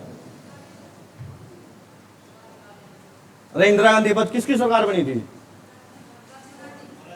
अरे इंदिरा गांधी हार गई थी, इमरजेंसी का इंदिरा गांधी हार गई, सरकार बनी मोरारजी देसाई की। ठीक है। इंदिरा गांधी पता वापिस कैसे आई सरकार में? ये भी अजीब गल है, भारत के लोगों की याददाश्त बहुत कमजोर है। इंदिरा गांधी पर केस लगे, मुकदमा चला, तो पुलिस उनको गिरफ्तार करने पहुंची कि आइए पूर्व पीएम साहिब हम गिरफ्तार करते हैं। तो गए पुलिस वाले, तो उसने कहा चलो, जाना पड़ता ना पुलिस साथ हो, तो अब इतना बड़ा मंत्री भाग भी नहीं सकता कहीं पे भी। तो गए, तो इंदिरा गांधी ने कहा रुको, मुझे हथकड़ी पहनाओ ऐसे करके। तो पुलिस ने कहा, कहाँ मैडम, आप पूर्व प्रधानमंत्री हैं, आयरन लेडी हैं देश के, हम आपको हथकड़ी नहीं पहना सकते। उन्होंने कहा नहीं पहनाओ, नहीं मैं सस्पेंड, आपको सस्पेंड करवा दूंगी। उनको हथकड़ी पहनाई गई और बाहर आई ना इंदिरा गांधी, जनता के सामने ये कहा, हथकड़ियां पहना रखी है मुझे, मैंने इतने अच्छे काम किए थे। ठीक है ना, आज जैसे केजरीवाल कहते हैं ना, जेल के ताले टूटेंगे, केजरीवाल छूटेंगे, इसीलिए ये वादा उन्होंने दिया। और इतनी सोशल मीडिया वगैरह थी नहीं लोगों ने, और लोगों ने सोचा हमारी नेता को हथकड़ी पहना दी, देश संकट में है, चुनाव हुए और सारी सीटें जीत गई थी। सिर्फ एक हथकड़ी दिखाया गया लोगों को, इंदिरा गांधी अगला चुनाव जीत गई थी। ठीक है, और उसके बाद जैसे इंदिरा गांधी की हत्या हुई, ठीक है, हत्या हुई तो संजय गांधी आ गए, उनके बेटे थे। ठीक है, उन्होंने क्या किया, इंदिरा गांधी की मतलब मौत होगी, उसकी मृत्यु पर वोट मांग लिए थे। इंदिरा गांधी की मौत होगी, लोगों की क्या मिलेगी, सिंपैथी। सिर्फ 544 सीट 43 ना, उसमें से 440 सीटें जीत गई थी। विपक्ष के पास सिर्फ 4 सीटें थी, बीजेपी के सिर्फ 4 मेंबर थे। सबसे ज्यादा सीटें जीतने का रिकॉर्ड कांग्रेस का है। इंदिरा गांधी की मृत्यु के बाद इलेक्शन हुए थे। ठीक है ना, तो राजनेता है, ऐसे लोग बहुत सारे मांगते हैं वोट। ठीक है ना, सोच समझ के वोट दिया करो। करंट में बीजेपी थी, राम मंदिर दिखाया सबको, हमने मंदिर बनाया, राम लाए, वोट दो। अब क्या हुआ, बारिश हुई, राम मंदिर की छत टपक गई। बताओ, है छत नहीं, छत ये टपक गई। नया नया ही बनाया, साल भी को नहीं अभी तो। फिर 22 जनवरी की बात है ना, उद्घाटन हुआ था राम मंदिर का था, और आज जुलाई आई है, अभी तो 5-6 महीने में हो गया। तो नेता लोग हैं, ये सिर्फ वोट मांगने के लिए हैं। और अयोध्या के लोगों ने ही उनको हरा दिया है। पता है क्यों? हम सबको राम मंदिर दिखता है, लेकिन वहां पर ना लोगों के घर तोड़ दिए थे कि यहाँ पे बनाएंगे होटल, इसको चमकाएंगे, उससे उद्योगपतियों का फायदा होता है। जो कंपनी होटल बनाती है वो क्या करती है, पैसे कमाती। लोगों क्या घर उजाड़ दी यार, झोपड़ी में आगे रहने लगे, तो लोग वोट थोड़ी देंगे। फिर मैं आपसे आपका घर छीन लूं, क्या मुझे आप वोट दोगे? नहीं दोगे भाई। ऐसा ही हमारा किस्सा इसमें हुआ था, हरियाणा में राखी गढ़ी में भी। यहाँ पे आंदोलन चल रहा है, राखी गढ़ी में, अरे पैसा तो सतल है ना, वहां मिला। तो लोगों को क्या किया, छोटे छोटे क्वार्टर बनाई दे दिए, क्या आप जाओ यहाँ पर रहो। तो लोगों ने मना कर दिया, क्यों? मान लो अपने किसान हैं, किसान के पास ट्रैक्टर होता है, ट्रॉली होते हैं, औजार होते हैं, कोई 7-8 किले खेती करे। अब क्वार्टर में कित खड़े करा, हमने बताओ, खड़े करने की जगह ही नहीं है। और हमें आदत है कि खुले खुले घरों में रहें। ठीक है ना, तो ये बात है। तो उन लोगों ने क्या कर दिया, मना कर दिया कि भाई साहब हमें नहीं चाहिए आपकी क्वार्टर, आंदोलन चल रहा है। तो लोग वोट नहीं देते हैं और देने भी नहीं चाहिए मेरे हिसाब से। तो हमेशा हमारे वोट पढ़े लिखे, समझदार, और जो अपना काम कराता है, जो विधायक या सांसद काम करता है, उसको देना चाहिए। ठीक है, बड़े जो धर्म के नाम पे, जाति के नाम पे कभी किसी को वोट मत दियो, आपको सही बताता हूं मैं। ठीक है, हाँ हाँ, हॉस्पिटल बनवाओ, स्कूल बनवाओ, ठीक है, ऐसे काम करें, उनके नाम पर वोट दो। अब राम मंदिर में चंदा पता नहीं कितने हजारों लाखों करोड़ आ गया था। अब अकेडमी के नाम पे 5 रुपए मांग ले ना किसी जाके, कोई नहीं देगा। हॉस्पिटल के नाम पे मांग ले, भाई 10 रुपए दे दे, हॉस्पिटल खोलेंगे, कोई कौन दे। और मतलब मंदिर के नाम पर मांग लो, जब पर्ची कटा दे 1100 की। हालांकि रोजगार, स्वास्थ्य, हॉस्पिटल और स्कूल देते हैं, ठीक है, मंदिर कभी नहीं देता। आस्था होती है एक, मतलब व्यक्तिगत मसला होता है। हाँ, कोई किसी भगवान को माने, कोई किसी को, दिखावे का विषय नहीं है ये कभी भी। ठीक है, आ जाओ अमेंडमेंट 103 में, ज्यादा नहीं बोलेंगे हम इसमें, ज्यादा ना 103 में क्या हुआ था, इसमें कैटेगरी बनाई थी। देखो, SC ST को मिल गया था आरक्षण, OBC को भी दे दिया था हमने। अब बचा कौन, जनरल कास्ट में ऐसे लोग जो कि गरीब थे, तो उनकी कैटेगरी बनाई थी EWS। तो लिखो EWS को आरक्षण। ठीक है कौन से अमेंडमेंट में, 103 में अमेंडमेंट में।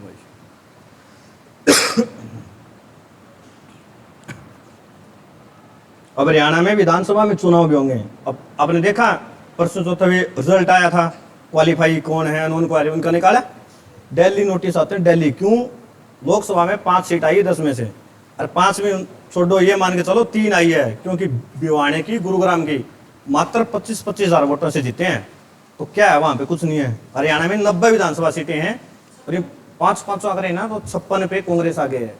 इनको पता हम नौकरी नहीं देंगे ना, सारे मुद्दे हो लिए, आखिरी मुद्दा बाकी बचा नौकरी का, कि नौकरी दे दो, क्या हमारी सरकार आ जाए, वरना सबको पता नहीं आएगी।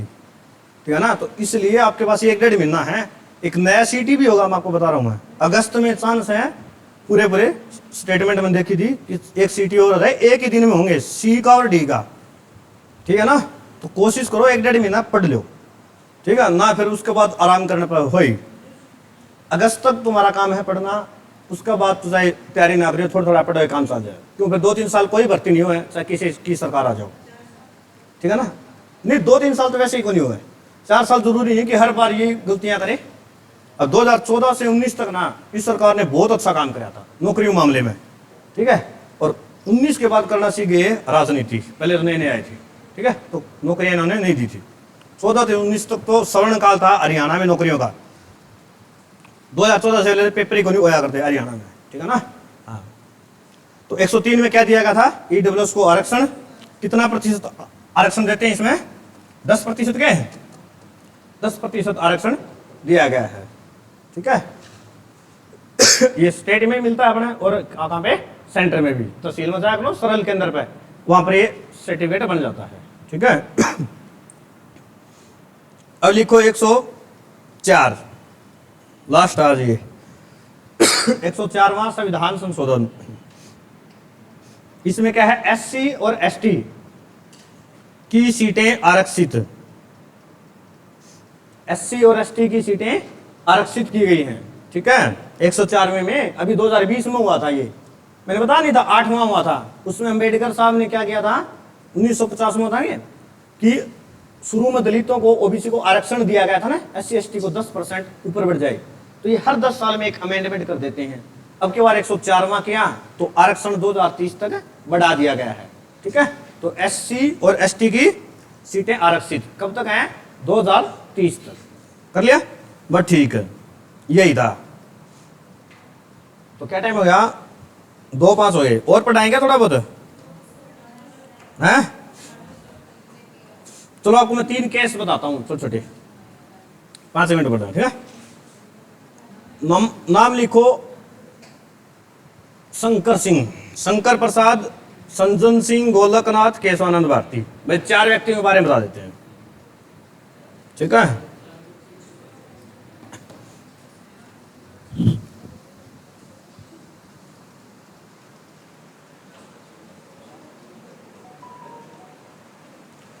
एक है शंकर प्रसाद आप व्यक्ति,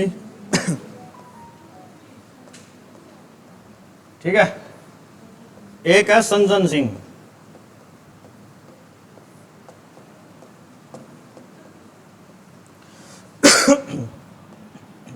इन दोनों का एक ही केस था। इसमें क्या था देखो, संसद संविधान में संशोधन कर सकती है, ठीक है।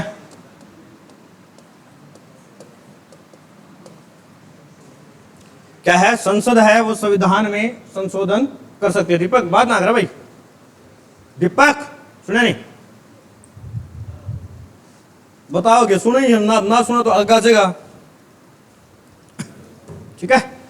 शंकर प्रसाद और संजन सिंह का केस था, उसमें एक बात गई कि संसद संविधान में संशोधन कर सकती है, ठीक है। फिर एक केस आया गोलकनाथ, ये बहुत प्रसिद्ध केस है, और जब तक आप पॉलिटी पढ़ोगे, पढ़ने पड़ेंगे, वकील बनोगे, जज बनोगे तो भी पढ़ने पड़ेंगे, ठीक है ना। गोलकनाथ ने क्या किया था कि संविधान में संशोधन नहीं कर सकती, क्या था, लिख लो भाई, संविधान में संशोधन नहीं कर सकते, ठीक है। और लास्ट में लिखो, हाँ इसमें एक लाइन और लिखो, इसमें दूसरी सबसे बड़ी पीठ बैठी थी, इसमें 11 जजों की पीठ थी, ठीक है। इस केस में कुल जज कितने थे, 11 जज थे, दूसरी बड़ी संवैधानिक पीठ थी, ठीक है। केशवानंद भारती केस, ठीक है। इसमें क्या था कि मूल जो हमारे मूल अधिकार होते हैं उसमें संशोधन कर सकती है, और इसमें लिखा था मूल अधिकारों में संशोधन नहीं कर सकती संसद, ठीक है। ये मूल अधिकार लिख लियो, मूल अधिकार। सबसे फेमस है केशवानंद भारती केस, लास्ट वाला ये केशवानंद भारती केस,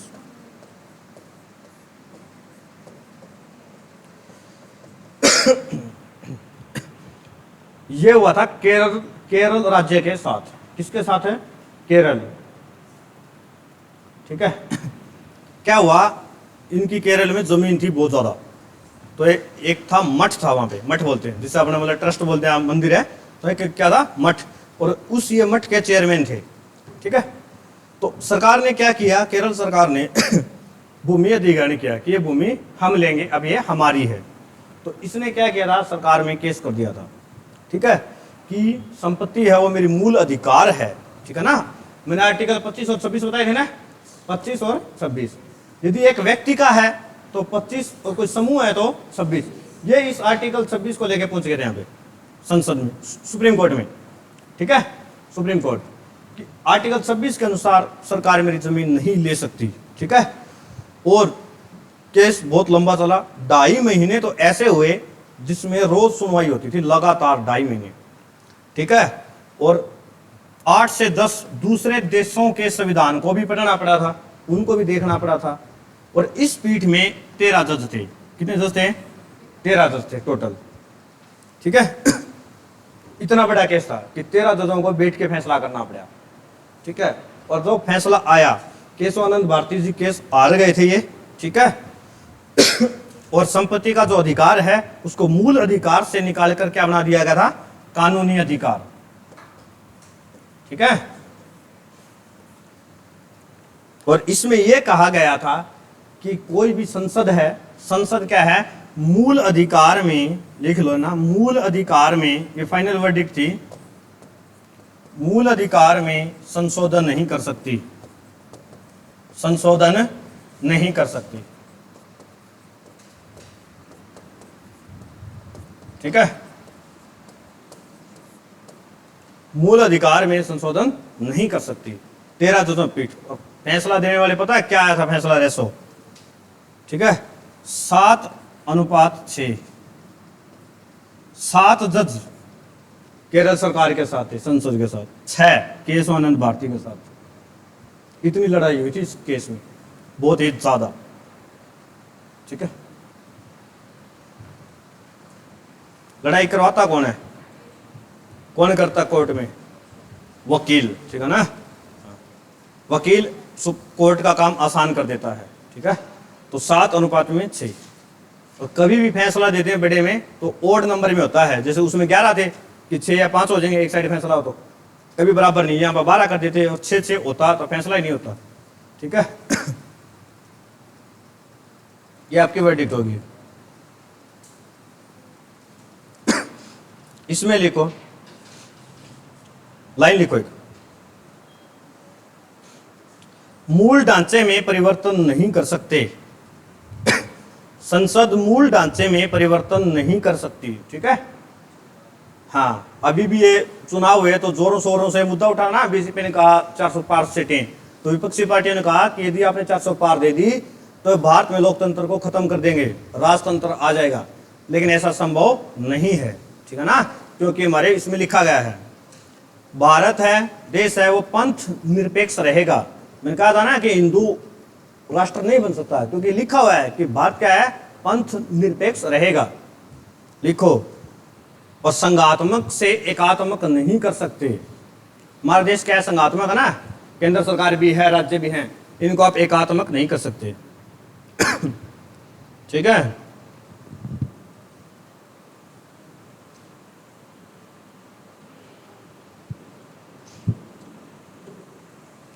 एक केस हो रहा था, उसका नाम था मिनर्वा मिल। इसमें तो एक ही लाइन है बस, मिनर्वा मिल। लिखो, संसद सीमित चीजों में ही संशोधन कर सकती है। इस केस में क्या था? संसद सीमित चीजों में ही संशोधन कर सकती है। सीमित, सीमित भी कोई आगे लिखना है। अरे फिर भी एक आधी मात्रा आगे पीछे हो जाओ, मान ले आओगी तेरा मेकअप कर दिया और नौकर की किन समझ में को नहीं आवा के डॉक्टर ने लिखा है, समझ में आ कभी? फिर हाँ, सीमित चीजों में ही संशोधन कर सकती है। ठीक है, अब लिखो वरीयता क्रम, कि सबसे पहले देश में कौन होगा, फिर कौन होगा, फिर कौन होगा। वरीयता क्रम,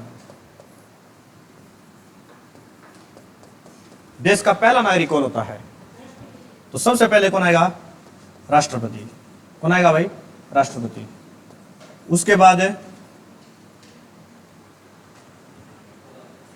प्रधानमंत्री क्या में आ जाएगा? उप राष्ट्रपति कहां पे गया? क्या जाएगा? उपराष्ट्रपति आ गया। इसके बाद लावा दीपक का तो कर दिया प्रधानमंत्री। इसके बाद बताओ क्या करूं प्रधानमंत्री बाद? कौन आ जाएगा? राज्यपाल। सुप्रीम कोर्ट नहीं भाई, कौन आ जाएगा? राज्यपाल। इसके बाद सीएम ना, कौन लिखा सीएम ने? इसके बाद लिखो पूर्व राष्ट्रपति। पूर्व राष्ट्रपति, ठीक है। इसके बाद भारत रत्न विजेता देश में जो भी हैं, ठीक है। इसके बाद एसएससी में बहुत बार आता है प्रश्न ये वरीयता में। इसके बाद आते हैं आपके निर्वाचन अधिकारी हैं। अरे रुको रुको रुको, गलती कर गया पाए का, यहां गलती कर गए मित्रों।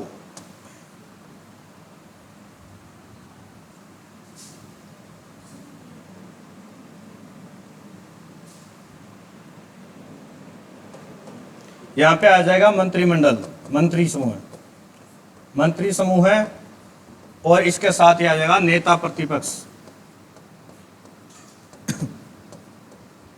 ठीक है। नेता प्रतिपक्ष भी कैबिनेट मंत्री के समान दर्जा होता है इसका, ठीक है।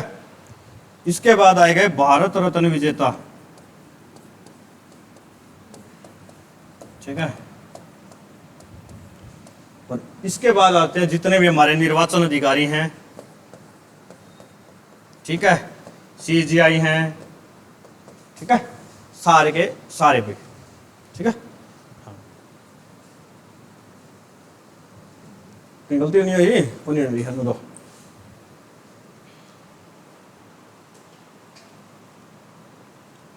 राज्यपाल, विपक्ष का नेता,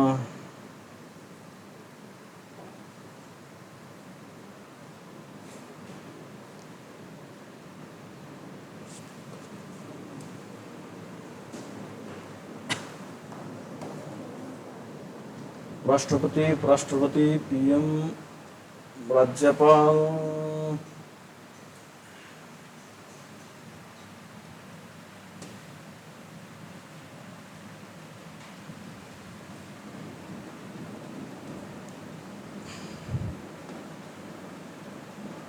हो जा भाई। एक महत्वपूर्ण पद बाकी रह गया, स्पीकर और सीजीआई, ठीक है। उसके बाद आते हैं पूर्व राष्ट्रपति, मंत्री समूह, निर्वाचन अधिकारी, सारी बातें। हाँ जी, ये सही है।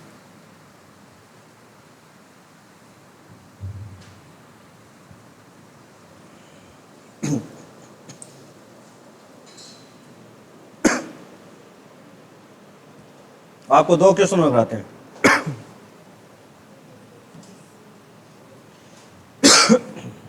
अब देखो,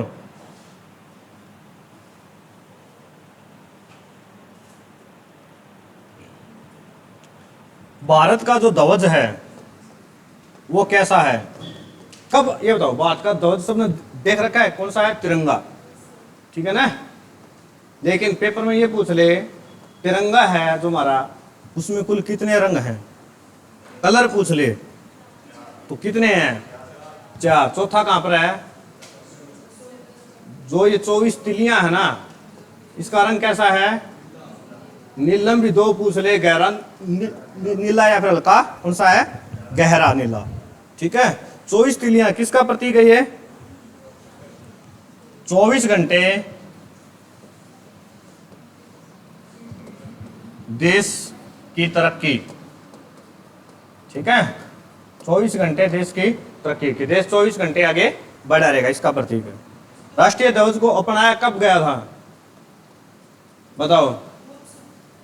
ऑप्शन क्या था यार? 22 जुलाई 1947 को, ठीक है। और इसका डिजाइन किसने तैयार किया था? हैं? पिंगली वेंकैया, वेंकैया, देख लियो स्पेलिंग थोड़ी सी, पिंगली वेंकैया ने, ठीक है। 22 जुलाई 1947 को इसको अपनाया गया था। हैं? कौन बोला था?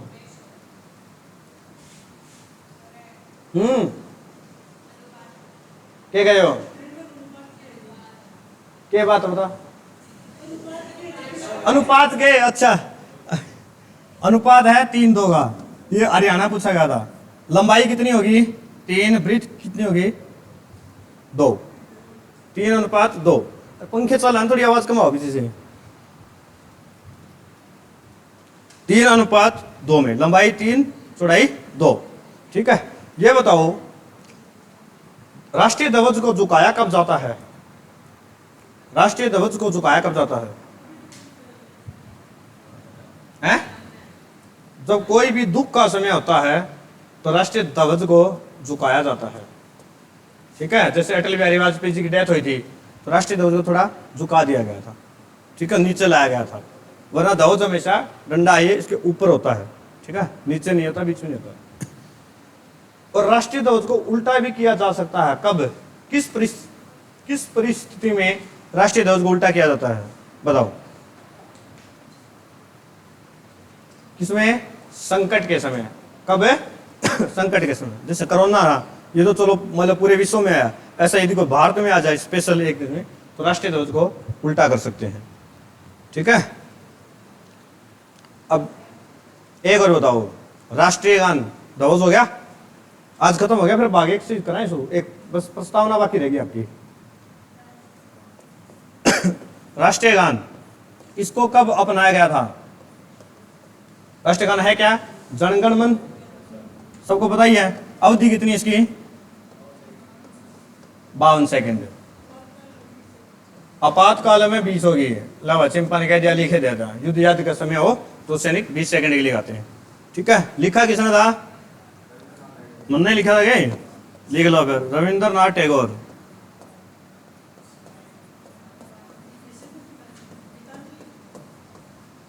ना भाई साहब, एक पत्रिका में लिखा था इन्हें पहले, उस पत्रिका का नाम सिंपल बताओ वाले। गीतांजलि पुस्तक में बाद में छपा था, पहले पत्रिका में छपा था। गीतांजलि की तो नोबेल पुरस्कार भी दिया गया था।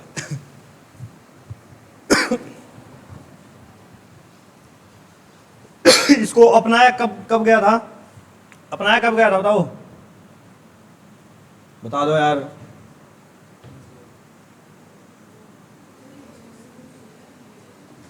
ये तो ये नहीं, राष्ट्रीय गान अपनाया कब गया था? एक दिन पहला।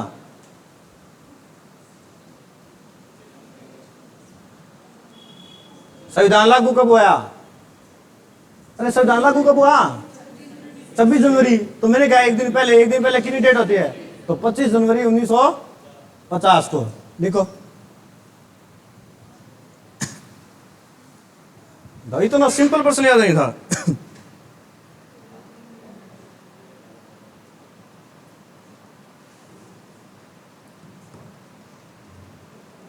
पत्रिका का नाम बताओ। नहीं पता? पढ़ी को नहीं हो गया कभी नहीं? क्या नाम बता फिर? पढ़ी है तो। अरे तू डट जे ऑप्शन वाले, क्यों बेइज्जती करा बाद में कुसुम तू। तत्वबोधिनी, ठीक है। क्या थी पत्रिका? तत्वबोधिनी। इन्होंने लिखा भी था और अनुवाद भी इन्होंने ही किया था, ठीक है। हम सभी पढ़ते हैं कि इनकी पुस्तक थी गीतांजलि। ये पुस्तक तो सबने पढ़ी हुई है ना, इसमें सम्मोहित। सबसे पहले गाया कब गया था ये? 1911 में दिल्ली दरबार में, ठीक है। जॉर्ज पंचम महारानी विक्टोरिया आई हुई थी तब पढ़ना। अब अंतिम क्वेश्चन है राष्ट्रीय गीत। एक दो क्वेश्चन यहां से, ठीक है। राष्ट्रीय गीत का नाम बता पहले। राष्ट्रगीत है क्या? जो सा फालतू बोल रहा था उससे कुछ सुन क्या करो, वंदे मातरम, ठीक है ना। चाहे इसको वंदे भारत कह लो तो भी एक बात है, मातरम माता कौन, हमारा देश ही होता है, ठीक है ना। वंदे भारत ट्रेन चलेगी वो इसी के नाम पे ही है, ठीक है। लिखा किसने था ये? बंकिम चंद्र चटर्जी ने, ठीक है। और लिया कहां से गया ये? आनंद मठ से, ठीक है। बस 2:30 बज गए, ठीक है। इन चीजों को याद रखना, इंपॉर्टेंट क्लास थी, ठीक है। समझ में आया? इसमें इसको दिक्कत है किसी को आज तक में? नहीं होनी नहीं चाहिए, है।